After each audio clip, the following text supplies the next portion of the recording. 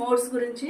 ఇందులో ఏమేమి మోడ్స్ మనం అనేది ఇప్పుడు ఎలా వాడాలని చెప్తున్నాను. ఇది మైక్రోవేవ్ అండి, శాంసంగ్ మైక్రోవేవ్ మాది.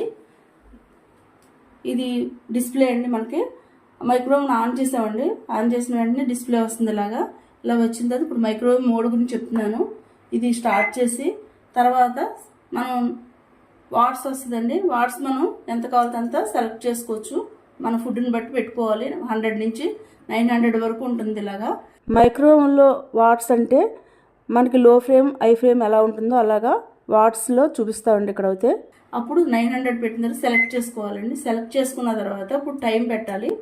ఇప్పుడు టైం మనం ఎంత కావాలంటే అంత పెట్టుకున్నాక స్టార్ట్ బటన్ ప్రెస్ చేయాలండి.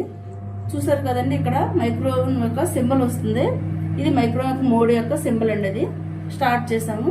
మనం కుక్ అవుతున్నప్పుడు మధ్యలో కూడా ఇలా కుక్ అవుతుంది కదండి. టైమింగ్ కూడా తగ్గుతుంది ఉండే కొద్ది. టర్న్ టేబుల్ అయితే టర్న్ అవుతుందండి లోపల. అలా లోపల టర్న్ అవుతూ వేవ్స్ ద్వారా మనకి ఫుడ్ కుక్ అవుతుంది. ఇది ఇప్పుడు మధ్యలో కావాలితే మనం ఇలా ఓపెన్ చేసి చూసుకోవచ్చండి ఫుడ్.